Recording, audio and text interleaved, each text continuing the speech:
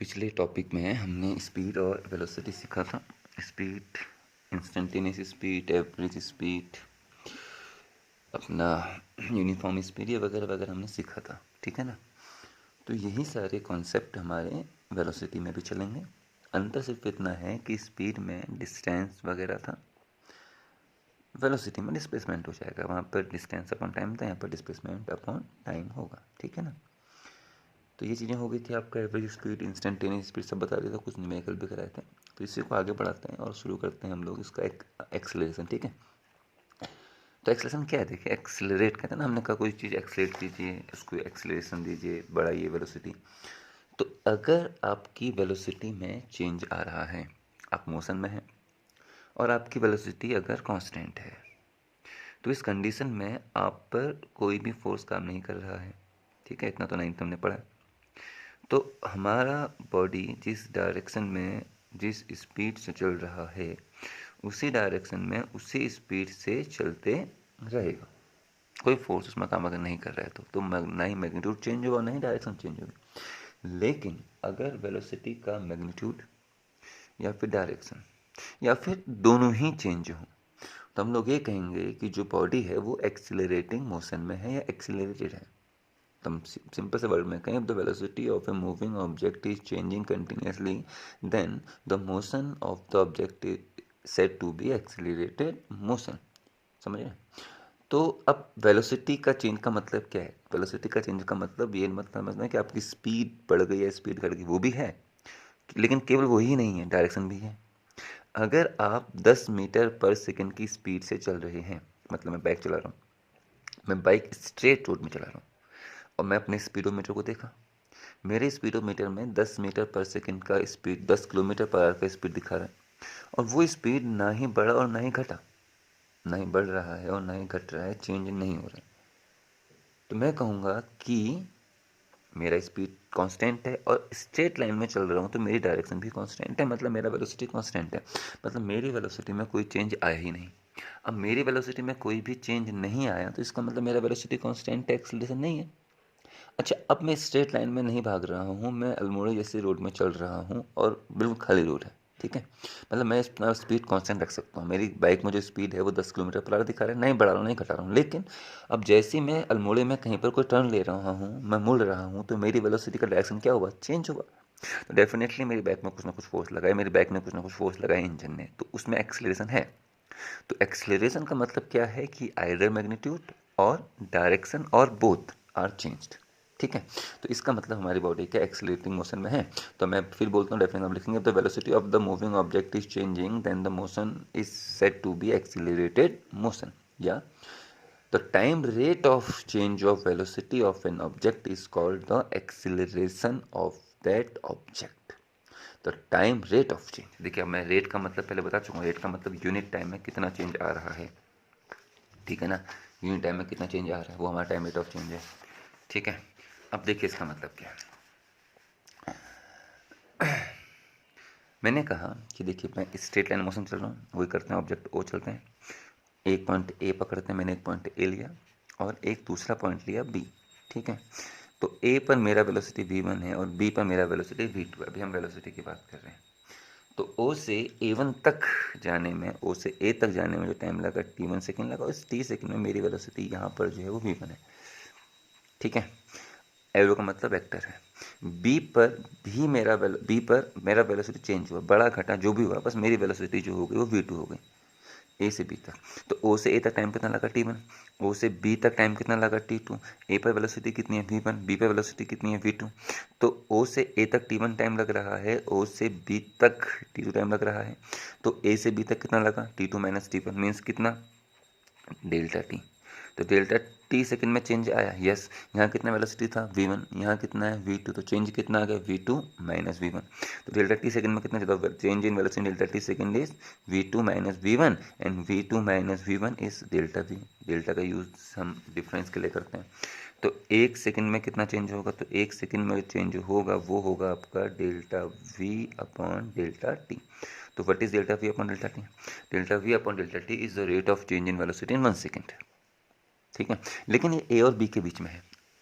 ए और बी के बीच मतलब ए से बी तक कुछ अच्छा खासा टाइम लगा है, तो it is called average acceleration. तो ए के ऊपर एरो नहीं लगाया, बार लगाया, बार एवरेज मीन।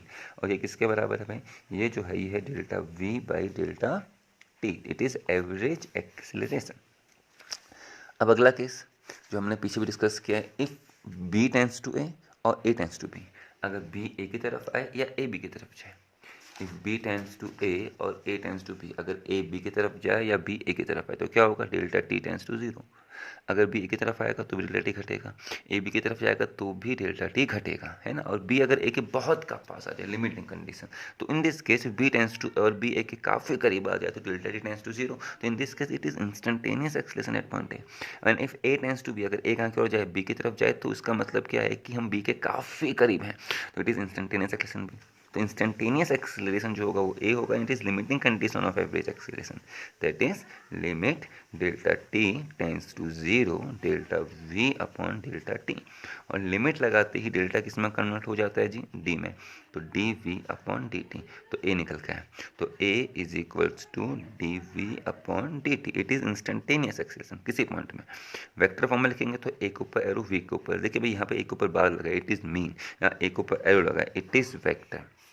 तो acceleration, rate of change in velocity, तो एवरेज एक्सेलरेशन और इंस्टेंटेनियस एक्सेलरेशन, ठीक है।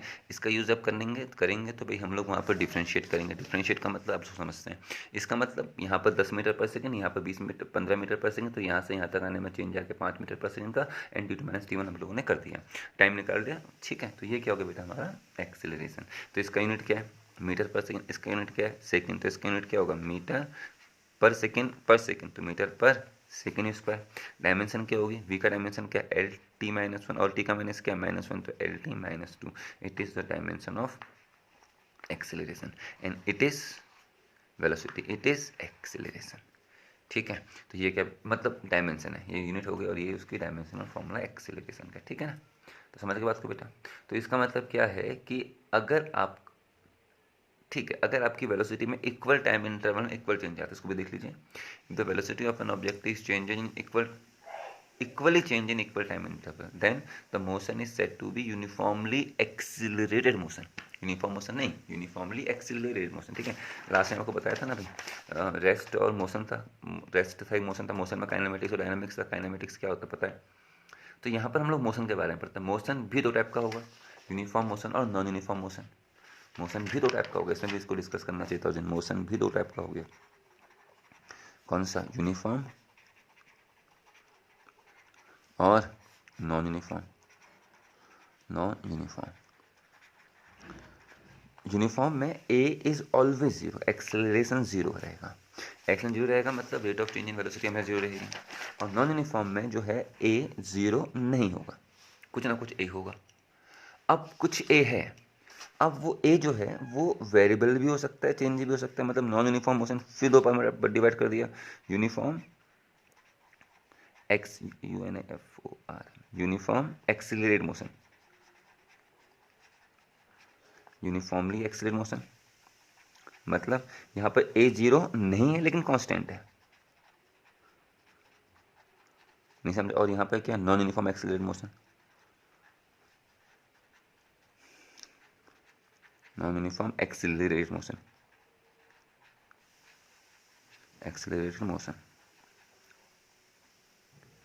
यहाँ पर भी ए जीरो नहीं है, लेकिन यहाँ पर जो ए है वो वेरिएबल है, कांस्टेंट नहीं है। कांस्टेंट है मतलब देखिए ए नॉट इक्वल टू जीरो। अब वो जो value 5 metre per second square होगी तो हमेशा 5 मीटर पर सेकंड स्क्वायर, ना ही बढ़े ना ही घटे, ठीक है। और यहाँ पर जो एक्सीलरेशन है वो कंटिन्यूसली क्या हो रहा है, चेंज हो रहा है। तो मोशन दो टाइप में बढ़ गया, यूनिफॉर्म मोशन और एक non uniform motion. Uniform motion तो हमेशा ए जीरो रहेगा, मतलब वेलोसिटी चेंज नहीं होगी। और वेलोसिटी का चेंज होने का रेट अगर कांस्टेंट है, मतलब एक्सीलरेशन अगर कांस्टेंट है, तो वो मोशन कहलाएगा यूनिफॉर्मली एक्सीलरेटेड मोशन।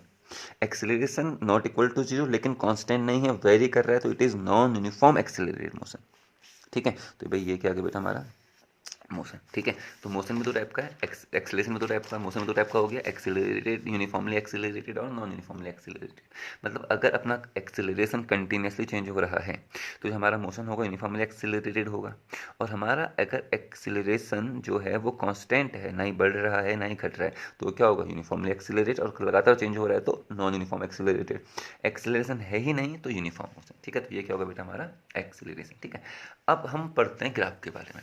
किसके बारे में पढ़ते हैं, ग्राफ के बारे में पढ़ते हैं, ठीक है। अभी हमको डिस्प्लेसमेंट टाइम ग्राफ पढ़ना है, वेलोसिटी टाइम ग्राफ पढ़ना है, एक्सेलरेशन टाइम ग्राफ पढ़ना है, चीज़ें पढ़नी है। तो इसके पहले हम लोग ग्राफ में डिस्कस करते हैं, ठीक है। ग्राफ में डिस्कस करने से पहले हम लोग थोड़ा जनरल चीज़ों में चलते हैं। मैथमेटिकल टूल्स आप कहेंगे तो m is equals to tan of theta is equals to d y by d x. ये एक्स्ट्रा टर्म में मैथमेटिकल टूल्स के अंदर आएगा, ठीक है ना। इसका यूज़ यहाँ पर ग्राफ में होगा। तो ये क्या भाई, आपका m का मतलब क्या है, स्लोप। स्लोप और स्लोप किसके बराबर है, टेन ऑफ थीटा। थीटा क्या होगा, एंगल का टेंजेंट, और d y by d x, ठीक है।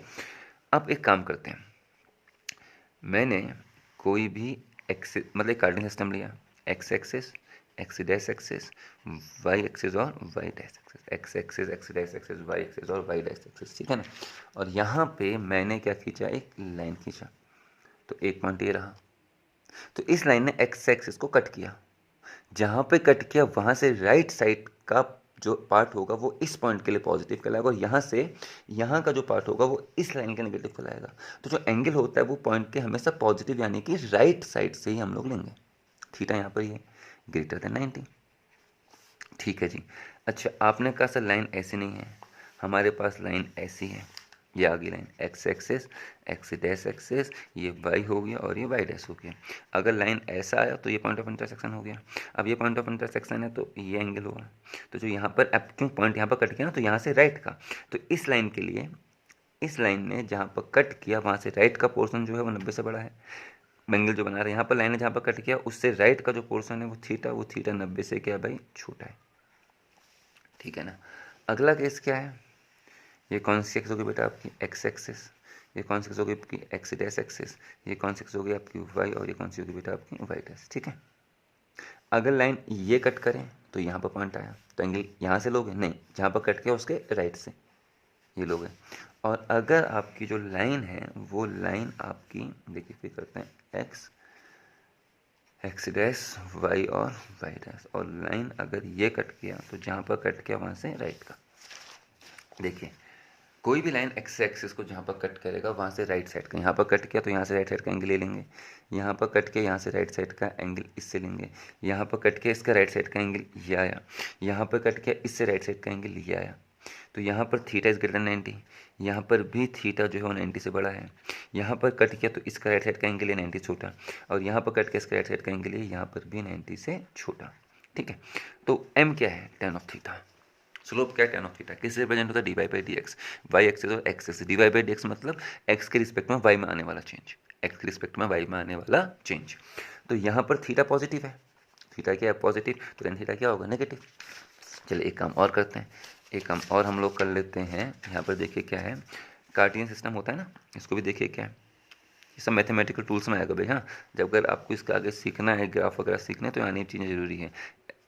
अब देखिए ये होता है, ये तुमने कैसा कार्टेशियन बना दिया, आपने 11th में पढ़ा होगा ना, ऑल साइन, ये कौन हो गया 10, ये कौन हो गया कॉस, 0 से 90, और सब के सब पॉजिटिव। 90 से 180 साइन का घर है तो केवल साइन पॉजिटिव, और इसका रिश्तेदार कॉसक पॉजिटिव, और बाकी सब नेगेटिव, जितने भी साइन को छोड़ के होंगे। 180 से 270 तक केवल 10 पॉजिटिव और बाकी सब नेगेटिव हैं। 270 से 360 तक केवल और केवल कॉस पॉजिटिव, बाकी सब नेगेटिव हैं, ठीक है। तो all sine 10 cos, all sine 10 cos, ठीक है। तो ऑल मतलब 0 से 90 तक सब positive, 90 to 180 sine positive, 180 to 270 10 negative. मतलब एंगल अगर 180 से बड़ा है या 90 और 180 के बीच में है, 90 और 180 के बीच में है ना, तो वहाँ पर साइन पॉजिटिव, टेन क्या होगा, नेगेटिव। 0 से 90 तक सब पॉजिटिव है, तो यहाँ पर एंगल जो है डेफिनेटली ये 90 और 180 के बीच में, तो यहाँ पर 10 क्या होगा, नेगेटिव होगा। यहाँ पर 10 नेगेटिव तो स्लोप नेगेटिव, m नेगेटिव, क्योंकि थीटा 90 से बड़ा तो tan थीटा नेगेटिव होगा, m नेगेटिव होगा, m नेगेटिव होगा तो d y by d x negative होगा। What do mean by d y by d x, तो d y by d x मतलब rate of change of y with respect to x। मतलब x के बढ़ने पर अगर y बढ़ रहा है तो ये पॉजिटिव है, एक्स के घटने पर अगर वाई घट रहा है, मतलब ये भी नेगेटिव ये भी नेगेटिव, तो भी ये पॉजिटिव है। एक्स के बढ़ने पर अगर वाई बढ़ेगा तो भी स्लोप पॉजिटिव, एक्स के घटने पर वाई घटेगा तो भी स्लोप पॉजिटिव, ये नेगेटिव कट के पॉजिटिव, ये पॉजिटिव पॉजिटिव रहेगा। लेकिन एक्स बढ़े वाई घटे या एक्स घटे वाई बढ़े, तो एक नेगेटिव एक पॉजिटिव नेगेटिव, तो उस केस में ये चीज़ क्या आएगी नेगेटिव, तो स्लोप भी क्या आएगा भाई हमारा नेगेटिव आएगा। तो यहाँ पे स्लोप जो रहेगा वो क्या रहेगा नेगेटिव रहेगा। तो इसका स्लोप नेगेटिव है, तो एक्स के बढ़ने में वाई क्या हो रहा है घटेगा। देखिए यहाँ से यहाँ तक अगर हम लोग गए तो एक्स कोऑर्डिनेट बढ़ा है ना, और इस लाइन में यहाँ से यहाँ जाने पर वाई कोऑर्डिनेट घटा है, तो इसका स्लोप नेगेटिव है। ये भी 90 से बड़ा है। देखिए अगर हम यहाँ से यहाँ आए तो एक्स को इस लाइन में यहाँ से यहाँ आए तो एक्स कोऑर्डिनेट बढ़ रहा है, वाई कोऑर्डिनेट घट रहा है। इसमें आएंगे तो यहाँ जाने पर एक्स कोऑर्डिनेट बढ़ रहा है ना, और इस लाइन में ऊपर जाना वाई कोऑर्डिनेट भी बढ़ रहा है, तो स्लोप पॉजिटिव। एंगल 90 से छोटा है, एंगल 90 छोटा है तो थीटा पहले क्वाड्रेंट में आएगा, तो टेन थीटा पहले क्वाड्रेंट में पॉजिटिव, स्लोप भी पॉजिटिव, इसका स्लोप पॉजिटिव। तो इसके लिए स्लोप जो रहेगा एम वो नेगेटिव है, इसका स्लोप जो है एम वो भी नेगेटिव है, इसका स्लोप जो है एम वो एम पॉजिटिव है, और इसका स्लोप जो है एम वो भी पॉजिटिव है। पता कैसे लगा, angle less than 90, angle less than 90, angle greater than 90, angle greater than 90। ठीक है। अब कोई भी लाइन वाई एक्सिस को जहाँ पे कट करता है उसको बोलते हैं इंटरसेप्ट। तो इसने यहाँ कट किया लाइन ने, तो इंटरसेप्ट सी होगा, पॉजिटिव इंटरसेप्ट को सी से रिप्रेजेंट करते हैं। ये लाइन यहाँ कट किया ये, तो इसमें इंटरसेप्ट जो है वो नेगेटिव है। यहाँ पर लाइन यहाँ कट किया नेगेटिव वाई में, तो यहाँ पर अगर नेगेटिव वाई में कट कर रहा है तो इसका इंटरसेप्ट भी यहाँ पे नेगेटिव होगा। यहाँ पे पॉजिटिव वाई में कट किया है तो इसका इंटरसेप्ट क्या होगा पॉजिटिव। एम नेगेटिव सी पॉजिटिव, देखिए इसका एम क्या है नेगेटिव, सी क्या है पॉजिटिव, इसका एम क्या है नेगेटिव, सी क्या है नेगेटिव वाई में आ रहा है तो सी भी नेगेटिव है, सॉरी सी भी क्या है नेगेटिव है। इसका एम क्या है पॉजिटिव, लेकिन नीचे कट कर रहा है तो सी क्या होगा बेटा आपका नेगेटिव होगा। इसका एम क्या कट कर रहा है ऊपर को पॉजिटिव, और एम क्या है लेस देन 90, और सी क्या है पॉजिटिव, सी भी क्या रहेगा बेटा आपका पॉजिटिव। तो इसका इक्वेशन क्या है वाई इक्वल टू, देखो लाइन का इक्वेशन जो होता है y equal to m x plus c, लेकिन एम क्या है नेगेटिव, तो माइनस एम एक्स, सी क्या है पॉजिटिव। तो इस टाइप की लाइन का इक्वेशन क्या होगा minus m x plus c type का। इसमें एम क्या है नेगेटिव, सी क्या है नेगेटिव, तो इसकी इक्वेशन क्या होगी y equal to minus m x minus c. इसमें जो है एम पॉजिटिव और सी नेगेटिव, तो y is equals to m positive है तो एम एक्स, और सी नेगेटिव है तो minus c, y equal to m x minus c plus ना, और इसमें एम भी पॉजिटिव सी भी पॉजिटिव, इसके लिए वाई इक्वल टू कितना है भाई एम एक्स प्लस सी। नहीं समझे। और अगर कोई लाइन ऑरिजिन से पास होगी तो इंटरसेप्ट कटेगा ही नहीं ना, तो इसके लिए सी क्या हो जाएगा जीरो, एम नेगेटिव पॉजिटिव, इसका गुड हम लोग करेंगे। ठीक है, तो ये आपकी इक्वेशन से हो गई m x plus c minus m x minus c plus m x minus c plus m x plus c. तो चार टाइप की आपकी यहाँ पे इक्वेशन हो चुकी है। ठीक है, तो ये आपका क्या है ग्राफ। ठीक है, जो भी था। चलिए एक केस और कर लेते हैं। 0 से 90 तक सब पॉजिटिव, 90 से 180 तक साइन पॉजिटिव, 180 से 270 तक टेन पॉजिटिव, 270 360 तक कॉस पॉजिटिव। एक टेबल बनाते हैं, ठीक है ना, साइन की। आपने टेबल बनाई होगा इसको, लेकिन फिर बना लेते हैं। यूज होगा sine theta cos theta tan theta, trigonometry में आप लोगों ने पढ़ा हुआ है, हम इसको एक्सप्लेन नहीं करेंगे वैल्यूज़ कैसे आती हैं, बस बताएंगे आपने मैथ में सीखे हैं वैल्यूज़ कैसे आती हैं। ठीक है, 0 30 45 45 60 90, यहाँ तो हमने पढ़ा है ना। फिर इसका आगे नहीं सुना था 120 135 150 180। ठीक है ना, ये हमारी वैल्यूज़ हैं 0 से 180 तक। ठीक है, 0 30 45 60 90 135 120 135 150 180। ठीक है, अब देखिए क्या है, ये 0 है,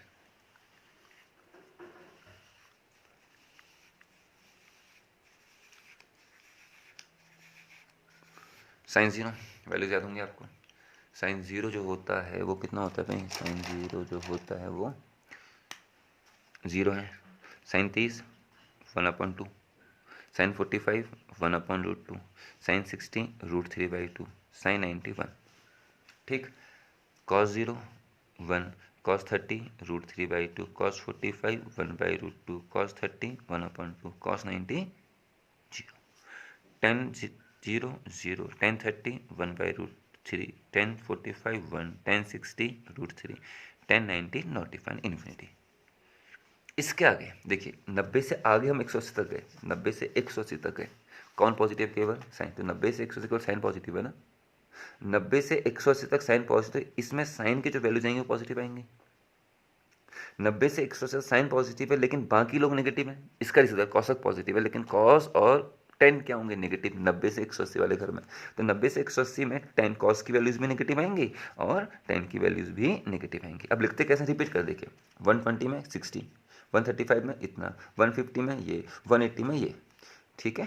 10 120 में √3/2, 10 135 में 1/√2, 10 150 में 1/2, 10 180 में 0। तो कितना वैल्यूज आ गया बेटा आपका √3/2, ये कितना आ गया 1/√2, 1/√2, 150 1/2 और 10 180 साइन 180 0, लेकिन सबके सब पॉजिटिव, क्यों, क्योंकि साइन का घर था। लेकिन ये घर किसका है, साइन का, कॉस क्या होगा नेगेटिव, तो कॉस भी रिपीट करेंगे ऐसे पीछे को 1/2, लेकिन ये कॉस है 180 में साइन का घर, तो -1/2 -1/√2 -√3/2 और ये कितना रहा -1।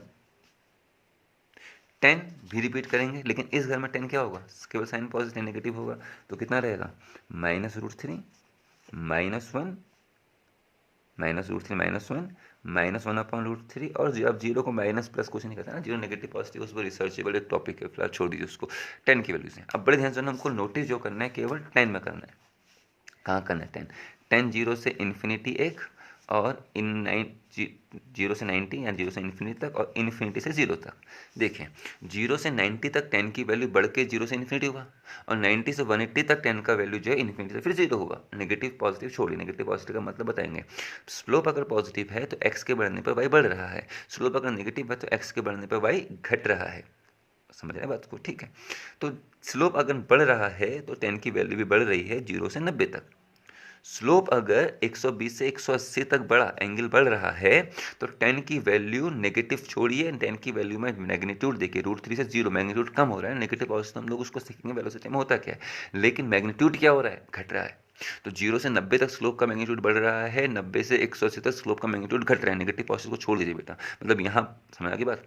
0 से 90 तक क्या है, 10 का वैल्यू बढ़ा, 0 से इन्फिनिटी हो गया, 90 से 180 तक 10 का वैल्यू घटा और इन्फिनिटी से कितना हो गया 0, इन्फिनिटी से 0, नेगेटिव को छोड़िए, तो यहाँ से यहाँ तक वैल्यू बढ़ रही है और यहाँ से यहाँ तक वैल्यू घट रही है, ठीक है ना। तो ये क्या भाई आपका 10 का ग्राफ, स्लोप आपको याद रखना है, ठीक है। तो अभी हम लोगों ने लाइन सीख लिया, लाइन क्या है भाई, समझा की बात, ये क्या है, कोई भी लाइन एक्स एक्सिस को जहाँ पर कट करेगी, तो किसी भी लाइन ने एक्स एक्सिस को जिस पॉइंट में कट किया वहाँ से जो राइट पोर्शन है एंगल वहीं से लेंगे। इसने यहाँ पर कट किया तो ये बड़ा है 90 से, इसने यहाँ पर कट किया तो ये 90 से छोटा है आगे का पोर्शन ना, तो यहाँ पर आगे कट करेगा तो 90 से बड़ा होगा, यहाँ पर कट करेगा तो 90 से क्या होगा, छोटा होगा। सी क्या है, पॉजिटिव, सी क्या है, नेगेटिव, सी क्या है, नेगेटिव, इंटरसेप्ट सी क्या है, पॉजिटिव। इक्वेशन क्या होगी, y equal to mx plus c होता है ना, तो m क्या है, नेगेटिव, सी क्या है, पॉजिटिव, तो y equal to minus mx plus c. m क्या है, नेगेटिव, सी क्या है, नेगेटिव, तो y equal to minus mx minus c intercept है y एक्सिस में, ठीक है। अब x एक्सिस में कैसा आएगा फिलहाल छोड़िए उसको, ठीक है, वो देखेंगे जब मैथ्स में आप लोग सीखेंगे। तो यहाँ पर m क्या है, 90 छोटा पॉजिटिव, ठीक है, और सी क्या है, नीचे कट कर रहा है नेगेटिव, माइनस mx माइनस सी, और यहाँ पे क्या है, m क्या है, 90 छोटा पॉजिटिव, सी भी क्या है, positive equal to mx plus c, ठीक है। अगर ग्राफ जो है इमेजिन कीजिए, ग्राफ लाइन ऐसा होता, ये एक्स एक्सिस, ये एक्स डैश एक्सिस, ये वाई एक्सिस और ये वाई डैश एक्सिस, और ग्राफ बिल्कुल ऐसा पास होता, लाइन ऐसे पास होती ऑरिजिन से। क्या कट किया, बिल्कुल नहीं किया, वाई एक्सिस में कहीं कट किया लेकिन ऑरिजिन पर इंटरसेप्ट नहीं बनाया ना, तो सी कितना है इस लाइन के लिए, 0। अब ये ऑरिजिन है और ये पॉजिटिव पार्ट है, तो यहाँ पे जो एंगल होगा वो जो होगा थीटा है, और 90 से बड़ा दिख रहा है छोटा दिख रहा है, छोटा है, 90 से छोटा है तो m क्या रहा भाई, पॉजिटिव। तो इस लाइन का इक्वेशन क्या होगा sir, y equal to m x plus 0, तो y equal to just m x, ठीक है। अच्छा ये कौन सी एक्सिस है, एक्स एक्सिस, ये कौन सी एक्सिस है, एक्स डैश एक्सिस, ये कौन सी होगी y, ये कौन सी होगी y डैश, लाइन ऐसे आ गई, और जो ये एंगल है ये जो है ये 90 से बड़ा है, देखा है ना, यहाँ पर कट के इसका आगे का पोर्शन लाइन है उससे जो एंगल बना है 90 से बड़ा बना है ना, तो यहाँ पर थीटा जो है 90 से बड़ा है। कहाँ कट किया, ऑरिजिन पर, वाई में कट कर रहा है नहीं, तो सी कितना हो गया 0, तो सी तो 0 है, और जो m है वो m क्या है, नेगेटिव है, तो यहाँ पर जो इक्वेशन होगी y इक्वल टू कितनी रहेगी, minus m x, y equal to plus m x, तो y equal to minus m x, ठीक है ना। यहाँ पर अगर सी होता तो फिर प्लस सी माइनस सी अपने अकॉर्डिंग लिख लेते। ये लाइन अगर ऐसे होती, अगर ये लाइन जो पेन है वो यहाँ होता तो सी क्या होता भाई पॉजिटिव, तो एम एक्स प्लस सी। ऐसे होता तो स्लोप बढ़ जाता, सी बढ़ जाता, एम एक्स प्लस, तब भी एम एक्स प्लस सी रहता। ये लाइन यहाँ आती तो सी क्या होता देखिए, सी तो अब एम तो पॉजिटिव ही है लेकिन सी कहाँ गया नीचे, तो y equal to m x minus c. ये लाइन अगर यहाँ जाता तो एम भी नेगेटिव सी भी negative M x minus c. ये लाइन अगर यहाँ जाता तो एम नेगेटिव ही रहेगा लेकिन सी क्या आता पॉजिटिव, ऊपर कट कर रहा है ना, तो m x minus m x plus c. ठीक हो गया। ये आपने लाइन और स्लोप के बारे में सीखा। ठीक है, तो एक्सप्रेशन हमारा हो गया। तो अब हम लोग चलते हैं ग्राफ में। क्या चलते हैं ग्राफ में, और सबसे पहला जो ग्राफ हमारा है वो है डिस्प्लेसमेंट टाइम ग्राफ। कौन सा ग्राफ है भाई, डिस्प्लेसमेंट टाइम ग्राफ हमारा है। देखिए मैंने बना के रखा है, एक है डिस्प्लेसमेंट टाइम ग्राफ। ये हमारा पहला टॉपिक आज का है। कौन सा टॉपिक है भाई, ये displacement time graph. Displacement time graph.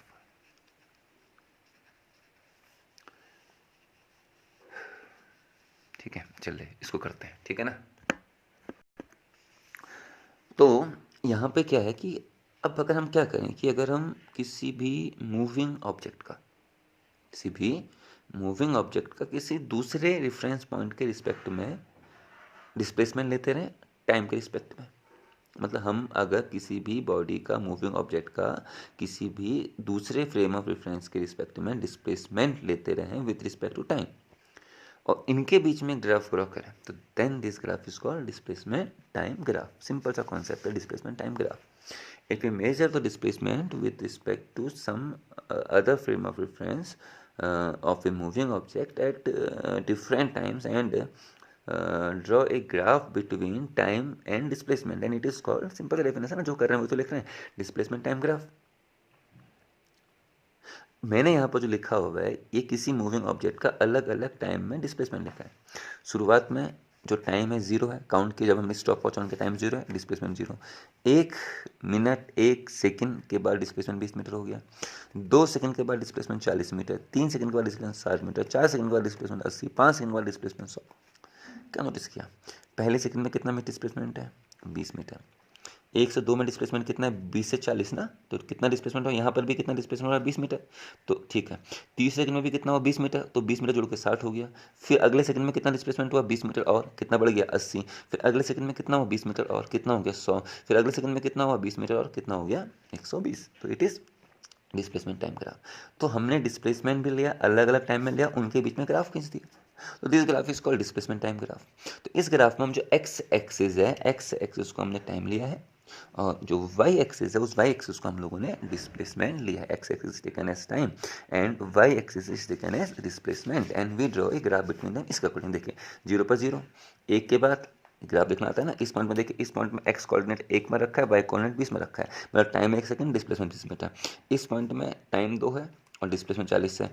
इस पॉइंट में टाइम 3 है, डिस्प्लेसमेंट 60 है। इस पॉइंट में टाइम 4 है, सेकंड है, डिस्प्लेसमेंट 80 है। तो बना रहा है ना, और ग्राफ कैसा है स्ट्रेट लाइन, समझ रहे बात को। तो अगर कोई ऑब्जेक्ट इक्वल टाइम इंटरवल में इक्वली डिस्प्लेस हुआ, अगर कोई भी ऑब्जेक्ट इक्वल टाइम इंटरवल में इक्वली डिस्प्लेस हो रहा है तो उसका मोशन कौन सा मोशन कहलाएगा भाई, उसका जो मोशन है वो कहलाएगा यूनिफॉर्म मोशन। यूनिफॉर्म मोशन है ना, if a body uniform motion, uniform accelerated motion नहीं, यूनिफॉर्म मोशन अलग है, यूनिफॉर्म एक्सेलरेटेड मोशन अलग था ना, आपको बताया था मोशन 2 टाइप का था, यूनिफॉर्म और नॉन यूनिफॉर्म। यूनिफॉर्म में ए हमेशा 0 रहेगा। कि हम यूनिफॉर्म मोशन की बात कर रहे हैं, नो यूनिफॉर्म एक्सेलरेट की बात नहीं कर रहे हैं हम लोग, किसकी बात कर रहे हैं यूनिफॉर्म मोशन। यूनिफॉर्म मोशन मतलब इक्वल टाइम इंटरवल में इक्वली डिस्प्लेसमेंट कवर करेगा। इसका मतलब इक्वल टाइम इंटरवल में इक्वल वेलोसिटी चेंज होगी। इसका मतलब इक्वल टाइम इंटरवल में वेलोसिटी के चेंज होने का रेट अनइक्वल है, अनइक्वली चेंज होगा। यहाँ पर वेलोसिटी फिक्स है, नहीं बढ़ेगा नहीं घटेगा, यहाँ पर वेलोसिटी चेंज होगा। और इसके दो पार्ट, अगर वेलोसिटी इक्वली चेंज हो रहा है सेम टाइम इंटरवल में, यूनिफॉर्म और नॉन इक्वली चेंज हो रहा है तो नॉन यूनिफॉर्म। क्लियर होगी, ठीक, नोट डाउन। यूनिफॉर्म मोशन का मतलब particle cover equal displacement in equal interval of time, ठीक है ना। तो हमारा मोशन क्या कहलाएगा, यूनिफॉर्म मोशन कहलाएगा। मतलब हमारा वेलोसिटी चेंज नहीं हुआ है तो मोशन का जो वेलोसिटी है यूनिफॉर्म वेलोसिटी है। समझ रहे हैं। और यूनिफॉर्म वेलोसिटी कब होती है, आपको परसों बताया, uniform speed, uniform velocity, uniform speed, uniform velocity, instantaneous speed, instantaneous velocity वगैरह वगैरह हम लोगों ने बताया था।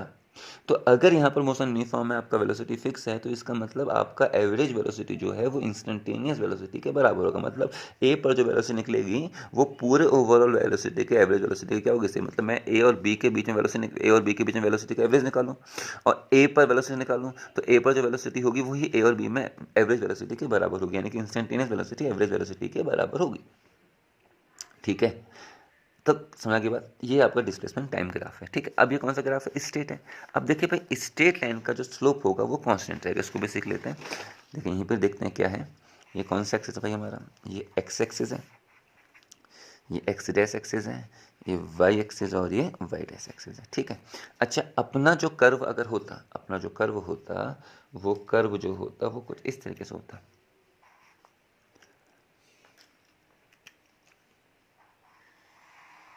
ये कर्व है। तो यहाँ पर मैं टेंजेंट, टेंजेंट पढ़ा ना हाई स्कूल में था सर्किल में, तो यहाँ पर मैंने टेंजेंट ड्रॉ किया, जो टेंजेंट आया वो कुछ इस तरीके से आया, यहाँ पे टेंजेंट। और मैं यहाँ पे टेंजेंट ड्रॉ करूँगा तो यहाँ पर जो टेंजेंट आएगा वो टेंजेंट कुछ इस तरीके से आएगा। तो ये वाला पॉइंट ए हो गया, ये वाला पॉइंट बी हो गया। तो ए पर जो टेंजेंट है ये उसका एंगल है, बी पर जो टेंजेंट है ये उसका एंगल है। जो मैं यहाँ पर ग्राफ खींच रहा हूँ, देखिए ये जो है ये कर्व है ना, एक्चुअल कर्व ही है, it is not a straight line, it is not a straight line. Straight line होता तो यहाँ पे एक्स एक्सिस 30 बनाया, तो यहाँ पर भी एक्स एक्सिस के पैरेलल लाइन 30 बनाता, यहाँ पर भी एक्स एक्सिस के पैरेलल लाइन 30 बनाता, यहाँ पर भी एक्स एक्सिस की पैरेलल लाइन 30 बनाता। मतलब एक्स एक्सिस से हमेशा एंगल सेम रहता, एंगल चेंज नहीं रहता। लेकिन अगर ग्राफ इस तरीके का है, कर्व्ड है, तो देखो यहाँ पर टेंजेंट ये है तो एंगल घट कम कुछ है, बी पर आते आते एंगल बढ़ा नहीं बढ़ा, तो जो टेंजेंट है इस कर्व में टेंजेंट का हर पॉइंट में एंगल क्या हो रहा है, बढ़ रहा है। अगर एंगल बढ़ रहा है तो टेन ऑफ थीटा बढ़ेगा, टेन ऑफ थीटा बढ़ रहा है मतलब स्लोप भी बढ़ेगा इस वाले ग्राफ में, है ना। अच्छा, अगर अगले केस में मैं जो ग्राफ बनाऊँ वो ग्राफ को इस तरह से बना, देखिए ये कौन सा एक्सिस है, ये एक्स एक्सिस है, ये एक्स डैश एक्सिस है, ये वाई एक्सिस है और ये वाई डैश एक्सिस है। ठीक है, तो अगर मैं ग्राफ बनाऊं और मैं जो ग्राफ है वो कुछ इस तरह बनाऊं, उल्टा कर्व ना, देखो पहले वाले का एग्जैक्ट अपोजिट हो गया। पहला कर्व कैसा था, अगला कर्व कैसा है, आप यहाँ पे टेंजेंट ड्रॉ कीजिए और यहाँ पर टेंजेंट ड्रॉ कीजिए खुद और बताइए हुआ क्या। ठीक है, तो पहले मैं ए पर टेंजेंट ड्रॉ करता हूँ, देखिए मैंने पहले ए पर टेंजेंट ड्रॉ किया। अब अगर मैं ए पर टेंजेंट ड्रॉ करूँगा तो जो ए पर टेंजेंट आया वो ए पर टेंजेंट कुछ इस तरीके से आया, ए पॉइंट यहाँ पर मान लीजिए, और जो यहाँ पर टेंजेंट आएगा वो कुछ इस तरीके से आ रहा है। नोटिस कर रहे हैं, क्या बात नोटिस करें बताइए, आप जो बात नोटिस कर रहे हैं आप ही बताएंगे मुझको। तो जो पहला लाइन ये था, तो इस लाइन का एक्सिस एंगल कितना है, 30 है, 45 मान लीजिए। यहाँ पर आए तो ये नहीं आया, तो एंगल क्या हो रहा है, घट रहा है। देखिए यहाँ से यहाँ आने पर एंगल यहाँ 45 टाइप का, तो यहाँ पर कितना 30, तो यहाँ पर ए से बी जाने पर जो टेंजेंट है उनका एक्स एक्सिस के पॉजिटिव पार्ट से एंगल घट रहा है। पॉजिटिव पार्ट कहने का मतलब कोई भी लाइन एक्स एक्सिस जहाँ पर कट करेगी वहाँ से राइट साइड उसके लिए पॉजिटिव होगा। ये मतलब से तो नेगेटिव एक्स एक्सिस है, हाँ ये ओरिजिन के रिस्पेक्ट में नेगेटिव है क्योंकि लेफ्ट मार, लेकिन इस पॉइंट के लिए राइट मार तो ये पार्ट पॉजिटिव है, वैसे इसके लिए ये पार्ट पॉजिटिव हो गया। ठीक है, तो भाई इस लाइन का जो स्लोप है वो आपका एक्स एक्सिस से पॉजिटिव है, इस लाइन का जो स्लोप है वो भी एक्स एक्सिस से वो भी पॉजिटिव है, दोनों का पॉजिटिव है। लेकिन इसका जो एंगल है यहाँ पर 45 है, तो यहाँ पर जो एंगल है वो आपका 30 है। तो एंगल क्या हो रहा है, 45 से 30 हुआ मतलब घट रहा है। तो यहाँ पर ए से बी में जाने पर एंगल बढ़ रहा है और यहाँ पर एक ए से बी में जाने पर एंगल जो हो रहा है घट रहा है। तो इसका मतलब इस टाइप का कर्व में आपको याद रखिएगा हमेशा कि अगर इस टाइप का कर्व अगर दिख रहा है तो इसका मतलब स्लोप बढ़ रहा है यहाँ से यहाँ जाने में, और अगर स्लोप इस टाइप का है तो इसका मतलब यहाँ से यहाँ जाने पर आपका स्लोप घटेगा। स्लोप क्या था, एम क्या था, थोड़ी देर पहले पढ़ा टेन ऑफ थीटा क्या था, d y by d x क्या है, rate of change of y with respect to x, rate of change of y with respect to x. यहाँ वाई का काम कौन कर रहा है, डिस्प्लेसमेंट, एक्स का काम कौन कर रहा है, टाइम। तो rate of change of y with respect to x is represent slope and means that rate of change of displacement with respect to time is the slope for that curve. और displacement का time के respect में change बताता है वो बताता है velocity. तो वाई का एक्स के रिस्पेक्ट में आने वाला चेंज होगा d y by d x, it is slope, it is slope. और यहाँ पर वाई का काम कौन कर रहा है, डिस्प्लेसमेंट, और टाइम का एक्स का काम कौन कर रहा है, time, and D S by D T, and it is also slope but this slope is for that time and it is represent velocity.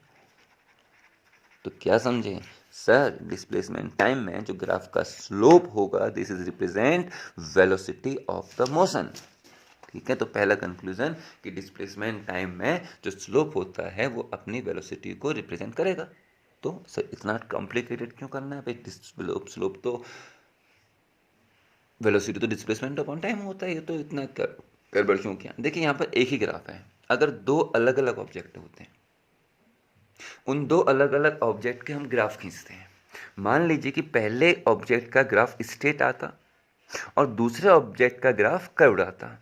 सोचिएगा, पहले का ग्राफ स्ट्रेट आया तो स्ट्रेट का मतलब सर आपका स्लोप हर पॉइंट में कांस्टेंट, और स्लोप यहाँ पर बता रहा है वेलोसिटी, तो वेलोसिटी कांस्टेंट है।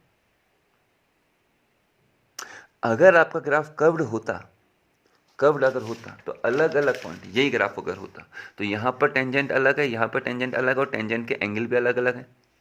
टेंजेंट के एंगल अलग अलग हैं, मतलब θ1 छोटा है, θ2 बड़ा है। θ1 छोटा है और θ2 बड़ा है। θ1 छोटा है, θ2 बड़ा है। θ2 इज ग्रेटर देन θ, मतलब स्लोप बढ़ रहा है। स्लोप क्या हो रहा है? बढ़ रहा है। जबकि यहाँ पर ए से बी में जाने पर एंगल, देखिए ए पर एंगल कितना है? θ1, बी पे एंगल कितना है? θ2। जब आप ए से बी में गए तो ए का एंगल बी के एंगल से बड़ा है, तो θ1 इज ग्रेटर देन θ2, यानी कि स्लोप घट रहा है। तो यहाँ पर स्लोप घट रहा है, यहाँ पर स्लोप बढ़ रहा है। तो अगर ग्राफ स्ट्रेट है तो इसका मतलब स्लोप हर पॉइंट में कांस्टेंट, वेलोसिटी कांस्टेंट। अगर ग्राफ कर्व्ड है तो स्लोप बढ़ रहा है, वेलोसिटी भी बढ़ेगी। स्लोप इस टाइप का है तो इसका मतलब ग्राफ इस टाइप का है, तो स्लोप घट रहा है, वेलोसिटी भी घट रही है। It is uniformly accelerated motion, it is also accelerated motion. यहाँ पर एक्सिलेशन पॉजिटिव लेंगे, क्यों? क्योंकि आपका स्लोप बढ़ रहा है, यहाँ पर एक्सिलेशन नेगेटिव लेंगे, स्लोप घट रहा है तो वेलोसिटी भी घट रही है। तो डिस्प्लेसमेंट टाइम ग्राफ में जो स्लोप होता है वो स्लोप बताता है velocity. Greater the slope greater the velocity. Graph line is straight तो slope is constant, graph is curve तो slope is continuously changing, acceleration is velocity is continuously changing, तो एक्सेलरेशन है, तो इसमें कोई भी एक्सेलरेशन नहीं है। जबकि अगर ग्राफ इस तरह का होता, ये डिस्प्लेसमेंट होता, ये टाइम होता, ये डिस्प्लेसमेंट है, ये टाइम है, ठीक है ना।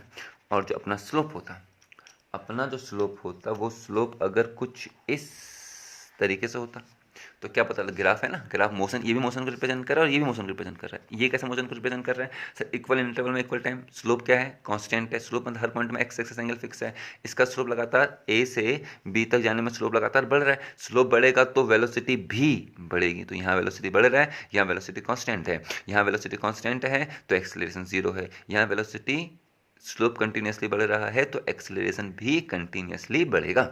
इट इज, समझ रहे हैं? तो डिस्प्लेसमेंट टाइम ग्राफ में स्लोप क्या बताएगा सर हमको? तो डिस्प्लेसमेंट टाइम ग्राफ में जो स्लोप हमको बताता है वो स्लोप बताता है हमको एक्सेलरेशन। तो अगर मैं कोई दो ऑब्जेक्ट लिए, कोई दो ऑब्जेक्ट का मोशन मैंने लिया, दो ऑब्जेक्ट में लेता हूँ, ठीक है। देखिए क्या है, देखिए भाई, ये एक्सिस एक्स एक्सिस, ये एक्सिस एक्स एक्सिस, ये एक्सिस वाई एक्सिस। तो ये एक्स एक्सिस है, ये वाई एक्सिस है। तो जो ये वाला एक्सिस है इट इज टाइम। ये टाइम किस में है भाई? सेकंड में। ये वाला एक्सिस जो है ये है डिस्प्लेसमेंट, और ये किस में है? मीटर में, ठीक है। तो यहाँ पे जो ग्राफ है वो कुछ ऐसा है, हाँ सर, स्ट्रेट लाइन, ठीक। स्ट्रेट लाइन मतलब sir slope constant, angle fix रहेगा हमेशा। यहाँ पर 30 डिग्री, यहाँ पर एक्स के पैरेलल लाइन खींचोगे 30, यहाँ पर एक्स के पैरेलल लाइन खींचोगे 30, तो हमें 30 है ना, स्लोप में कोई चेंज नहीं आ रहा है। तो आप तुरंत समझ गए सर हमारा वेलोसिटी जो है वो फिक्स्ड है, और जो हमारा वेलोसिटी है वो कांस्टेंट है, ठीक है। अच्छा, अब अगले केस में मैंने क्या करा, एक लाइन और खींचा। मैंने कहा सर ये, तुमने कहा सर ये क्या है? तो दूसरा है। हाँ, मैंने कहा दूसरा है। तो मैंने कहा ये मेरा मोशन रिप्रेजेंट कर रहा है, तो मेरे दोस्त का मोशन रिप्रेजेंट कर रहा है, या ये मेरा मोशन रिप्रेजेंट कर रहा है तो ये मेरे दोस्त का मोशन रिप्रेजेंट कर रहा है। तुमने कहा अच्छा सर ये आपका मोशन और ये आपके दोस्त का मोशन। तो सर आपका मोशन स्ट्रेट लाइन में रिप्रेजेंट हो रहा है, मतलब आपकी वेलोसिटी भी कांस्टेंट है क्योंकि आपका स्लोप चेंज नहीं हो रहा है एक्स एक्सिस से। आपके दोस्त का मोशन भी स्ट्रेट लाइन से रिप्रेजेंट हो रहा है, मतलब उसका स्लोप भी कांस्टेंट है, मतलब उसकी वेलोसिटी भी कांस्टेंट है। But slope of A is greater than slope of B. Slope क्या होता है? थोड़ी देर पहले बताया था ना, m equal to tan of theta, समझ रहे हैं? तो इसका एंगल बड़ा है, इसका एंगल छोटा है। इसका एंगल छोटा है तो इसका स्लोप छोटा है, इसका स्लोप बड़ा है, लेकिन दोनों के जो एंगल हैं वो 90 से छोटे हैं। 90 से छोटे मतलब दोनों के जो स्लोप है 90 से छोटे, तो कहाँ आएंगे जी? दोनों के स्लोप अगर 90 से छोटे हैं तो कहाँ आएंगे, पहले क्वाड्रेंट में। और पहले क्वाड्रेंट में जो आपका 10 था वो 10 क्या था, पॉजिटिव। अगर 10 पॉजिटिव है पहले क्वाड्रेंट में 0 से 90 तक 10 क्या है, पॉजिटिव, तो स्लोप भी क्या होगा, पॉजिटिव। लेकिन आपका एंगल सर 60 टाइप का रहा है, आपका जो एंगल है वो एंगल आपका कौन सा चाहिए कहेंगे, आपका जो एंगल है वो 60 टाइप का रहा है और आपके दोस्त का एंगल 45 टाइप का रहा है। आपका एंगल 60 टाइप का रहा है और आपके दोस्त का एंगल 45 टाइप का रहा है, तो मतलब आपके लिए स्लोप √3 यानी कि 1.732 और आपके दोस्त के लिए 1, मतलब आपका स्लोप बड़ा है, आपका टेन थीटा बड़ा है, आपका टेन थीटा छोटा है, तो इसका वेलोसिटी ज़्यादा है, इसका वेलोसिटी कम। बट दोनों के लिए ग्राफ स्ट्रेट लाइन है तो दोनों का स्लोप क्या रहेगा, कांस्टेंट है, दोनों का स्लोप कांस्टेंट है, दोनों की वेलोसिटी कांस्टेंट है। But slope of A is greater than slope of B means that velocity of A is greater than velocity of B। तो पहला कंक्लूजन निकल गया डिस्प्लेसमेंट टाइम का, मतलब greater the slope of the time displacement graph greater will be the velocity of the object. It is first conclusion. आप पहले displacement, पहले आपको जो बता रहा था ग्राफ वगैरह सब आप ग्राफ वगैरह बनाएंगे, फिर स्लोप के बारे में आपको समझाएंगे किस तरह के स्लोप है, नहीं आएगा तो फिर आप पूछेंगे, ठीक है। देन उसके बाद आप डिस्प्लेसमेंट टाइम ग्राफ बनाएंगे और डिस्प्लेसमेंट टाइम ग्राफ बनाने के बाद, ठीक है, डिस्प्लेसमेंट टाइम ग्राफ बनाने के बाद आप लोग conclusions of displacement time graph लिखेंगे, ठीक है ना। तो इसको बनाने के बाद conclusion of displacement time graph में पहला कंक्लूजन क्या निकलेगा, यहीं पर आप लोग प्रूफ कर देंगे कि slope is represent velocity. Conclusion में क्या लिखोगे कि greater the slope greater is the velocity, greater the slope greater is the velocity. अच्छा, थीटा अगर जीरो होता, थीटा अगर जीरो होता तो व्हाट इज एम, जीरो। भाई टेन जीरो जो होता है वो क्या होता है, टेन जीरो का जो वैल्यू होता है वो क्या होता है, जीरो होता है। टेन जीरो का वैल्यू जीरो है। अब थीटा किससे मेजर हो रहा था भाई एंगल, आपने बताया ना थीटा कहाँ से मेजर हो रहा था, कोई भी लाइन एक्स एक्सिस को कट कर रही है उसके आगे का पोर्शन उसके लिए पॉजिटिव होगा तो वहाँ से एंगल होगा। अगर लाइन एक्स एक्सिस को कट ही नहीं करती, इज इट पॉसिबल, यस और नो, यस डेफिनेटली यस, आप बता रहे हैं अगर लाइन एक्स एक्सिस को कट ही नहीं करता, वाई को कट करता और एक्स एक्सिस के पैरेलल होता, कट किया, बिल्कुल नहीं किया, तो इसके लिए थीटा कितना रहा, जीरो, एक्स एक्सिस के पैरेलल है theta zero, theta zero, tan, theta भी zero, slope zero, velocity zero, particle is in rest, particle is in rest. Origin पर अगर हमें, तो हम यहाँ पर मैं हूँ, तो यहाँ पर मैं हूँ मतलब मैं अपने घर से एक दो तीन चार 5 मीटर दूर आकर बैठा हूँ, 1 सेकंड के बाद मैं 5 मीटर दूर हूँ, 2 सेकंड के बाद मैं 5 मीटर दूर हूँ, 3 सेकंड के बाद मैं 5 मीटर दूर हूँ। टाइम तो बढ़ रहा है लेकिन वाई कोऑर्डिनेट मतलब डिस्प्लेसमेंट नहीं बढ़ रहा है, तो मेरी वेलोसिटी जो है वो क्या है, zero, means particle is in rest. तो अगर स्लोप जीरो तो वेलोसिटी भी जीरो, स्लोप है तो वेलोसिटी कुछ ना कुछ है, ग्राफ स्ट्रेट लाइन है तो इसका मतलब स्लोप आपका कांस्टेंट, वेलोसिटी आपकी कांस्टेंट, ठीक है। What happen when the slope is negative, अब स्लोप कब नेगेटिव होगा, स्लोप कब नेगेटिव होगा बताइए। तो स्लोप मतलब टेन थीटा का वैल्यू नेगेटिव, टेन थीटा का वैल्यू नेगेटिव मतलब हम 90 से 180 के बीच में, अब 90 से 180 के बीच में तो 10 का वैल्यू नेगेटिव है ना, मतलब एंगल बड़ा है तो स्लोप बड़ा है।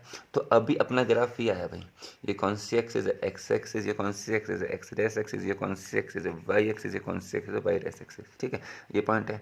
तो यहाँ पे जो एंगल है is this angle is greater than 90, that इसका स्लोप, हाँ एंगल 90 से बड़ा है तो दूसरे क्वाड्रेंट में आएगा, वहां पे टेन थीटा का वैल्यू नेगेटिव है, टेन थीटा का वैल्यू नेगेटिव है तो स्लोप भी अपना नेगेटिव होगा। And what is slope represent, slope is represent velocity, तो वेलोसिटी क्या है, नेगेटिव।